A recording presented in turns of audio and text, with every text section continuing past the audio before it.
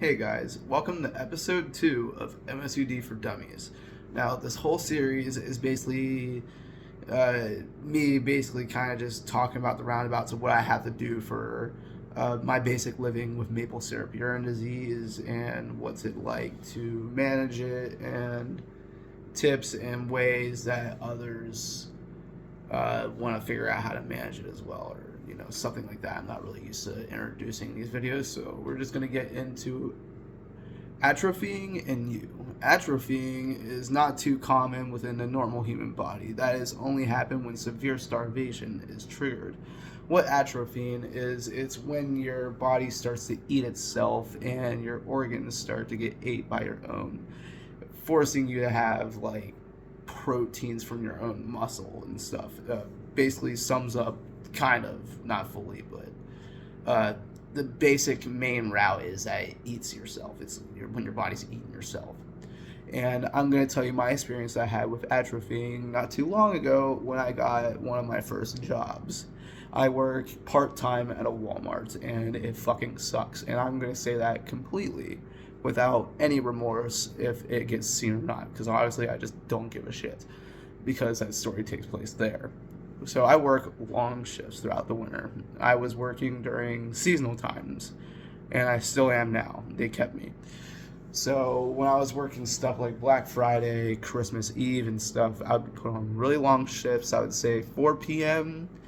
to 12 at night. And with my disorder being strictly a no-protein diet, it is hard to feed myself as it is.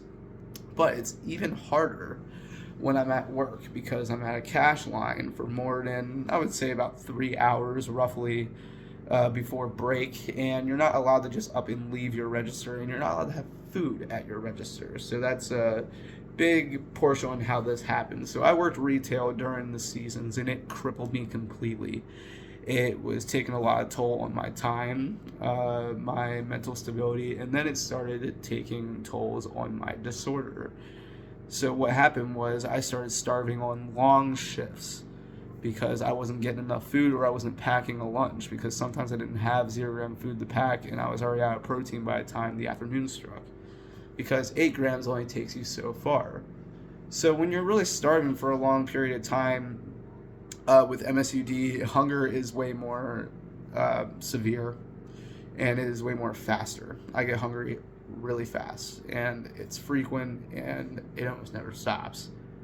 So what started happening was, from the constant hours of me not eating and having to go through sometimes 8-hour shifts without food, my body started eating itself, and I started absorbing the protein from the muscles.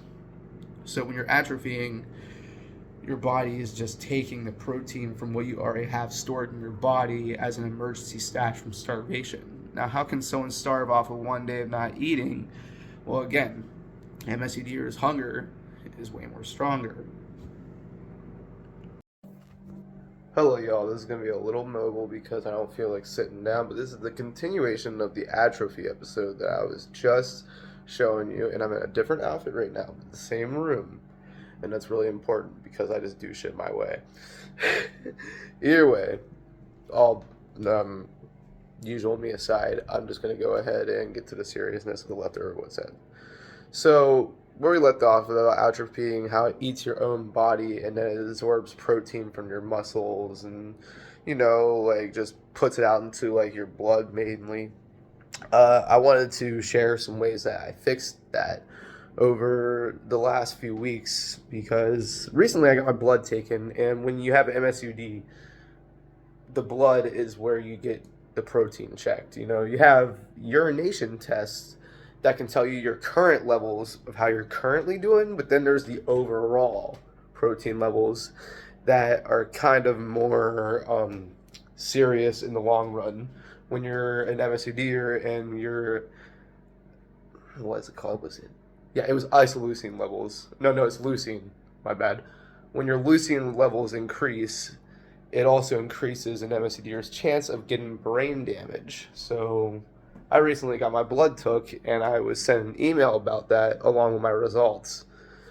So I was trying to chalk down what was wrong, and I didn't know what was wrong at all. I was completely confused. I was thrown off. I usually don't overeat I usually don't break any of the rules of my disorder, and if I do, usually it's by complete mistake of just having no knowledge to what I could do about that. So I was thrown off heavily over it, and then I figured out it was atrophying, which could be one of the factors because of me starving myself at work. So what I had to do was I had to pack more food that has zero protein. An MSU deer cannot have any protein whatsoever, probably like roughly a small number between 3 to like 8 if they're lucky around my age is what I was told. But I was given the luckiness of having 13 grams a day at one point, and my levels fluked, and then it turned to 10, and now I'm at 8. So there you go. But yeah, I had to pack more foods that were zero. I had to keep extra fluids in me. I had to actually pack snacks within to my like work outfit that I would like sneak in the lines, and I would like sometimes just like when I'm like running to do something, or if I'm like completely empty at the register, I would just you know pop a snack in my mouth or something to keep my stomach tamed until like lunch and when I go home, because it's about an 8-hour stretch, so you would have to make sure your stomach's not hungry for more than like 5 hours. It's okay for me to be hungry for like 2 hours or maybe an hour and a half before I start feeling like off. So that's how I fixed that as of recently. And I've also been doubling down on the zero diet of having almost completely no protein except for like the 8 grams. Of course, it's dubbed as a sick diet, but it's a forced sick diet.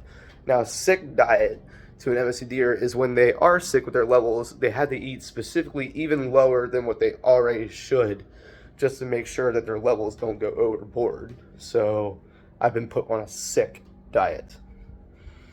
I guess is what it would be labeled. But that is the lesson for today, guys. I hope you all enjoy. Please like, subscribe, comment, do whatever you need to do.